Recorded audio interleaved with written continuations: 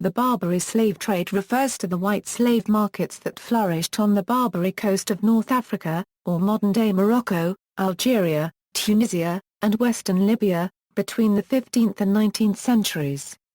These markets prospered while the states were nominally under Ottoman suzerainty, but in reality they were mostly autonomous. The North African slave markets traded in European slaves. The European slaves were acquired by Barbary pirates in slave raids on ships and by raids on coastal towns from Italy to Spain, Portugal, France, England, the Netherlands, and as far afield as Ireland and Iceland. Men, women, and children were captured, to such a devastating extent that vast numbers of seacoast towns were abandoned. Ohio State University history professor Robert Davis describes the white slave trade as minimized by most modern historians in his book Christian Slaves, Muslim Masters, White Slavery in the Mediterranean, the Barbary Coast and Italy, 1500 to Euro 1800. Davis estimates that 1 million to 1.25 million white Christian Europeans were enslaved in North Africa, from the beginning of the 16th century to the middle of the 18th, by slave traders from Tunis, Algiers, and Tripoli alone, and roughly 700 Americans were held captive in this region as slaves between 1785 and 1815. 16th and 17th century customs statistics suggest that Istanbul's additional slave import from the Black Sea may have totaled around 2.5 million from 1450 to 1700. The markets declined after the loss of the Barbary Wars and finally ended in the 1830s, when the region was conquered by France. Origins: the slave trade had existed in North Africa since antiquity, with a supply of African slaves arriving through trans-Saharan trade routes. The towns on the North African coast were recorded in Roman times for their slave markets, and this trend continued into the medieval age. The Barbary coast increased in influence in the 15th century, when the Ottoman Empire took over as rulers of the area. Coupled with this was an influx of Moorish refugees, newly expelled from Spain after the Reconquista. With Ottoman protection and a host of destitute immigrants, the coastline soon became reputed for piracy. Crews from the seized ships were either enslaved or ransomed. Rise of the Barbary pirates. After a revolt in the mid-17th century reduced the ruling Ottoman pashas to little more than figureheads in the region, the towns of Tripoli, Algiers, Tunis and others became independent in all but name. Without a large central authority and its laws, the pirates themselves started to gain much influence.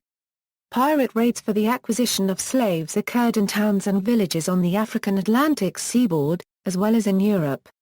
Reports of Barbary raids and kidnappings of those in Italy, Spain, France, Portugal, England, Netherlands, Ireland, Scotland, and as far north as Iceland exist from between the 16th to the 19th centuries. It is estimated that between 1 million and 1.25 million Europeans were captured by pirates and sold as slaves in Tunis, Algiers and Tripoli during this time period. The slave trade in Europeans in other parts of the Mediterranean is not included in this estimation. Famous accounts of Barbary slave raids include a mention in the diary of Samuel Pepys and a raid on the coastal village of Baltimore, Ireland, during which pirates left with the entire populace of the settlement. Such raids in the Mediterranean were so frequent and devastating that the coastline between Venice to Malaga suffered widespread depopulation, and settlement there was discouraged. In fact, it was said that this was largely because there was no one left to capture any longer. The power and influence of these pirates during this time was such that nations including the United States of America paid tribute in order to stave off their attacks. Supplies from the Black Sea appears to have been even larger.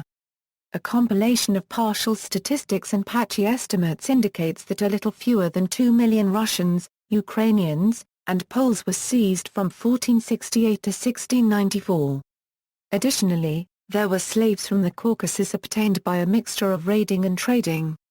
16th and 17th century customs statistics suggest that Istanbul's slave import from the Black Sea may have totaled around 2.5 million from 1450 to 1700. Decline. In the first years of the 19th century, the United States of America and some European nations fought and won the First Barbary War and the Second Barbary War against the pirates. The Barbary Wars were a direct response of the British, French and the Dutch states to the raids and white slave trade by the Barbary pirates, which finally ended in the 1830s when the region was conquered by France. The white slave trade and markets in the Mediterranean declined and eventually disappeared after the European occupations. After an Anglo-Dutch raid in 1816 on Algiers immobilized most of the pirate fleet, the Dey of Algiers was forced to agree to terms which included a cessation of the practice of enslaving Christians, although slave trading and non-Europeans could still continue. After losing in this period of formal hostilities with European and American powers, the Barbary states went into decline. However, the Barbary pirates did not cease their operations, and another British raid on Algiers took place in 1824. Finally, France invaded Algiers in 1830, placing it under colonial rule. Tunis was similarly invaded by France in 1881. Tripoli returned to direct Ottoman control in 1835, before finally falling into Italian hands in the 1911 Italo-Turkish War. As such, the slave traders now found that they had to work in accordance with the laws of their governors, and could no longer look to self-regulation. The slave trade finally ceased on the Barbary Coast when European governments passed laws granting emancipation to slaves. See also, Ottoman slave trade, Arab slave trade, Barbary Corsairs, Barbary Wars, North African slave narratives, Republic of Salah copyright.